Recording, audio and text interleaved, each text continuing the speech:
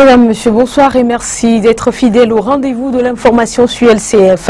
L'échec du dialogue Togo Télécom 2 au cœur de la rencontre de ce matin entre les dirigeants de la majorité silencieuse et la jeunesse de Hidjranaoui. Le point, c'est dans un instant. En République centrafricaine, la situation n'est guère rose. L'insécurité règne dans le pays et c'est dans ce climat que l'opération Sangaris se prépare à plier bagages. Voilà donc pour l'essentiel de ce journal. Mesdames et messieurs, bonsoir et bienvenue. Ce samedi, la majorité silencieuse est allée à la rencontre de la jeunesse de Hidjranaoui, un quartier situé au sud-est de Lomé, la capitale. À travers cette rencontre, les dirigeants de ce mouvement ont eu à expliquer les raisons de l'échec du dialogue Togo Télécom 2 aux jeunes du dit quartier. Ils ont par ailleurs rappelé à ces derniers que l'Assemblée nationale est le cadre adéquat de toutes les discussions constitutionnelles. Mathieu Gaï a été échoé. 4 jours après l'échec du dialogue Togo Télécom 2, la majorité silencieuse a rompu avec le silence ce samedi à Hidjranaoui. Face à la jeunesse, les dirigeants ont tenu à éclairer les uns les autres sur les différentes mobiles de l'échec du dialogue qui se résume selon eux au sabotage des partis politiques de l'opposition. Nous avons pris sur nous en tant que responsables d'informer et d'éclaircir les jeunes surtout sur ce dialogue. On voulait seulement dire que nous devons savoir que l'Assemblée nationale a été mise sur pied pour ce genre de choses, pour amener à répondre aux besoins du peuple. Et vous devez savoir que l'Assemblée nationale n'est pas sortie par décret présidentiel. Ce n'est pas des élections. Nous devons avoir confiance à l'Assemblée nationale. Et les opposants qui crient sur les toits que l'Assemblée nationale n'est pas crédible pour gérer ce genre de problèmes, je suis désolé pour eux, parce qu'eux-mêmes font partie de cette Assemblée.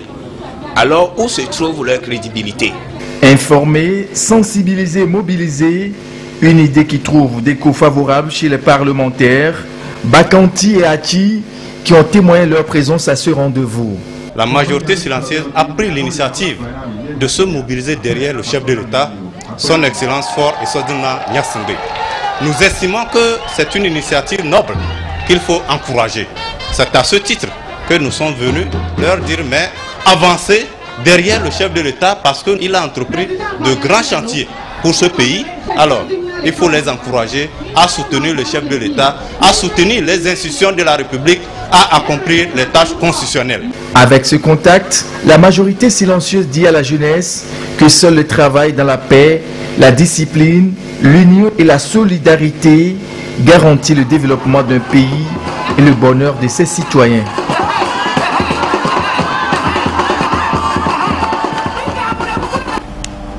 La coopérative d'épargne et de crédit des activités a tenu ce samedi sa 24e Assemblée Générale Ordinaire. Un devoir pour les membres de la CECA de se réunir une fois l'an. L'objectif est de faire le bilan des activités de l'année écoulée.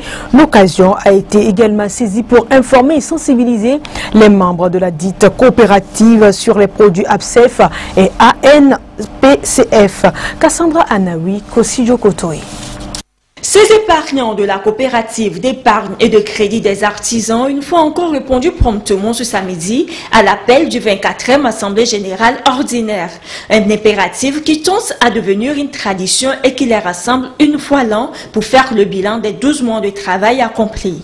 Un travail jugé dans l'ensemble satisfaisant par les premiers dirigeants de la coopérative. Cette 24e Assemblée Générale est pour nous l'occasion de présenter tous les rapports d'activité, les différents rapports d'activité de l'exercice 2013.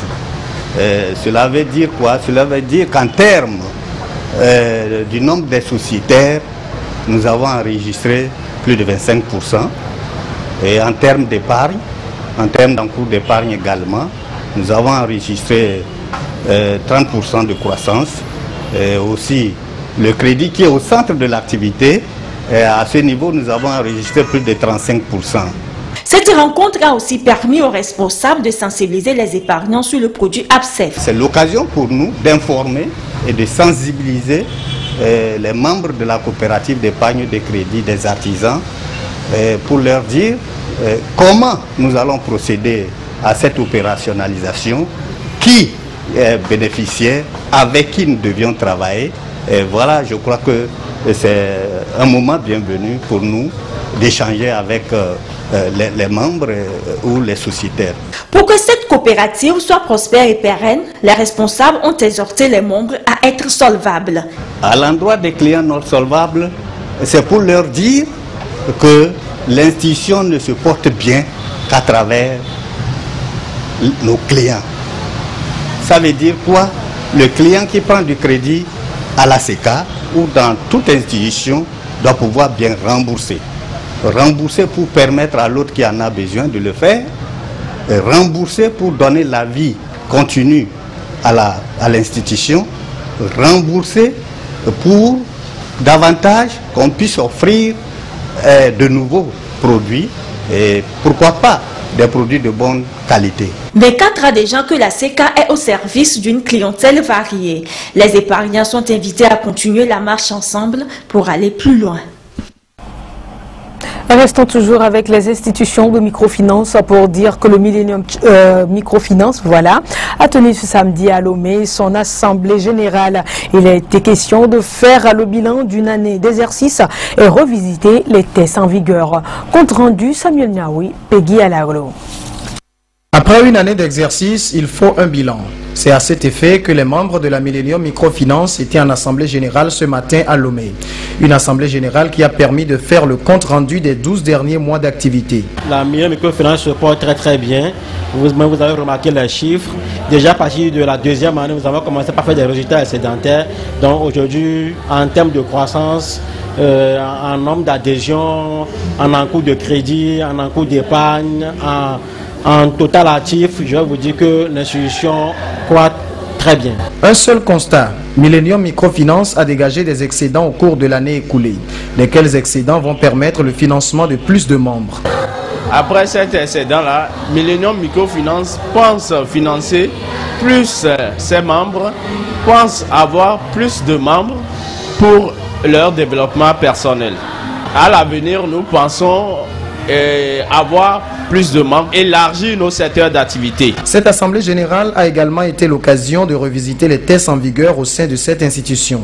Ce n'est pas une vote de test, de passage à une autre test vers un autre test, mais plutôt je vais vous dire que c'est une exigence par rapport à la nouvelle loi. Juste, nous avons apporté à la connaissance de nos membres qu'il y a une nouvelle loi maintenant qui régit les institutions de microfinance et c'est la loi 009-2011 du 12 mai 2011. C'est juste pour qu'ils savent que nous allons mettre à jour nos tests, surtout les statuts et les règlements conformément aux nouvelles dispositions. Millennium Microfinance a 3 points de service à son actif à Lomé. Cette institution de microfinance est spécialisée dans les activités d'octroi de crédit et de beaucoup d'autres services financiers.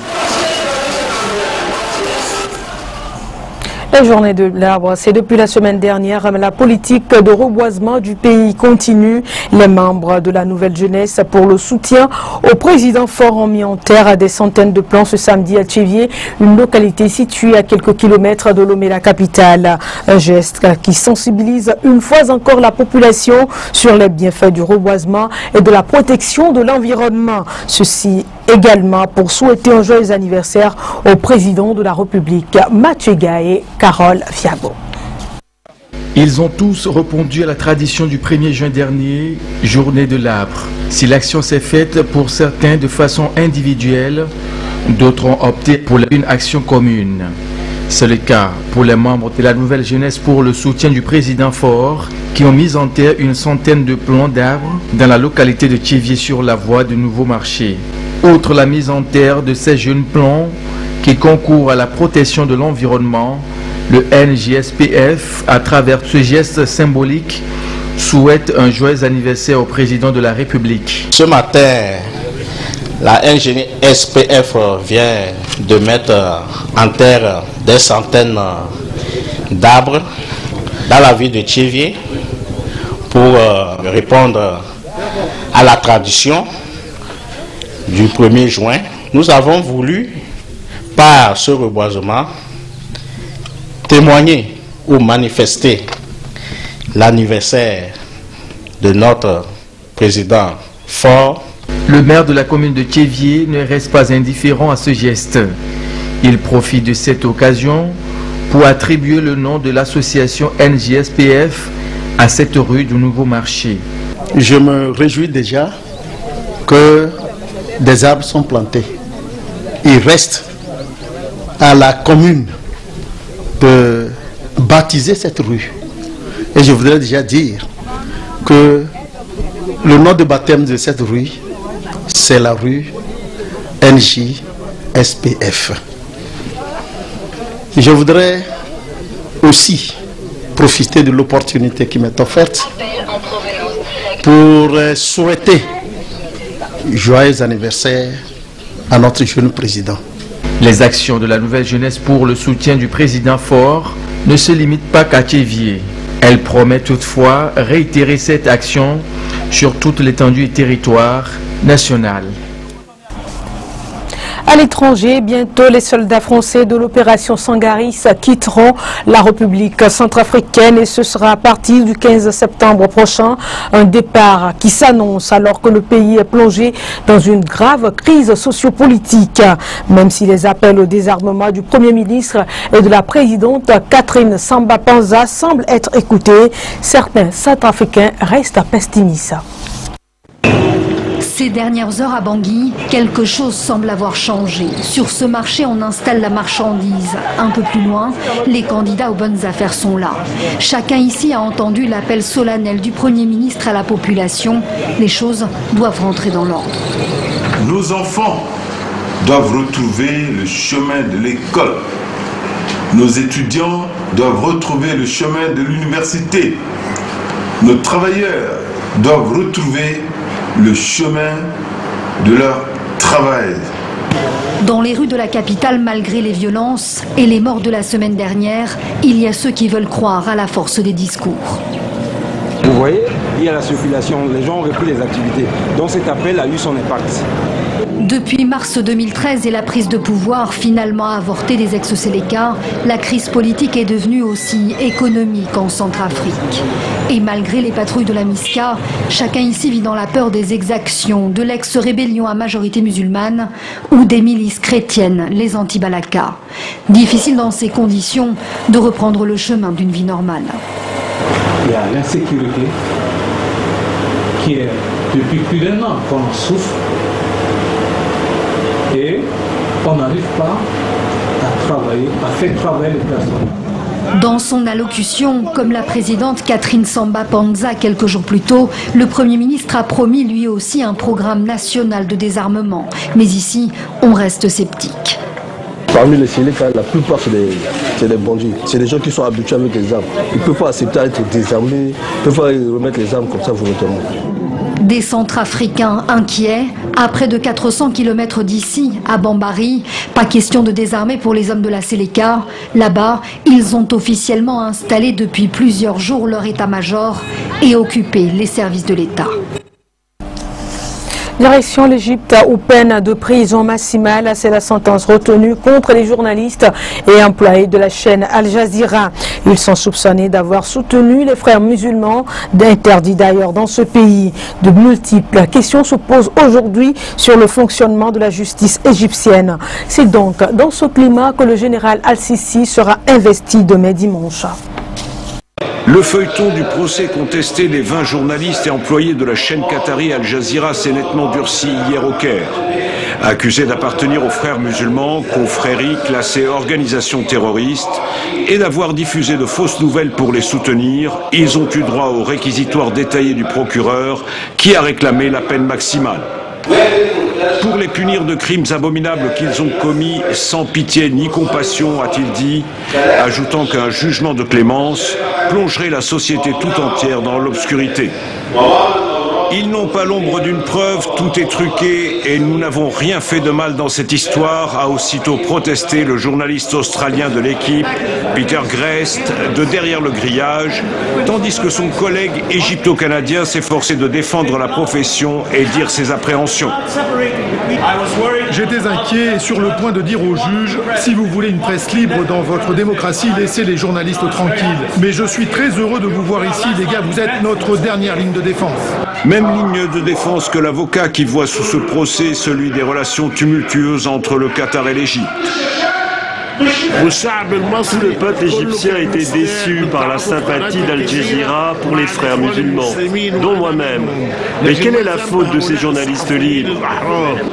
Pour la défense, c'est ce procès qui ternit l'image du pays jusqu'en Australie, d'où le père de Peter Grest a condamné lui aussi les méthodes employées contre des journalistes. Vous les punissez, vous les intimidez, vous faites souffrir leurs parents et vous élargissez la peine à toute leur famille. C'est comme ça que cela se passe, semble-t-il. Même si nous trouvons honteux et dégradant un tel comportement. L'audience suivante a été fixée au 16 juin prochain. La célébration des 110 ans du débarquement de Normandie a permis aux présidents américains et russes de se parler, ce qui n'a pas été le cas depuis l'invasion de la Crimée par la Russie en mars dernier. Barack Obama aurait demandé à son homologue russe, Vladimir Poutine, de reconnaître le nouveau président ukrainien, soulignant que Petro Poroshenko a été investi ce matin à Kiev, capitale ukrainienne. C'est l'image que tout le monde attendait, comme volée par un paparazzi. Barack Obama et Vladimir Poutine ensemble, les deux présidents se sont rencontrés hier pour la première fois depuis des mois. Plus tard dans la journée, c'est un échange de regards par écran interposé, digne d'un western, qui aura bien fait rire le public. En coulisses, les chefs d'État occidentaux se sont beaucoup activés ces derniers jours pour permettre ces avancées diplomatiques. Le président de l'Ukraine récemment élu, Petro Poroshenko, a ainsi pu discuter avec Vladimir Poutine sous le regard d'Angela Merkel. Aujourd'hui, un ambassadeur de Moscou devrait même assister à la cérémonie d'investiture du président ukrainien, un premier pas vers la reconnaissance officielle du nouveau régime par la Russie et peut-être vers la reprise du dialogue entre les deux pays. Voilà qui met fin à cette édition. Merci de l'avoir suivi. Excellente suite de nos programmes. À très bientôt.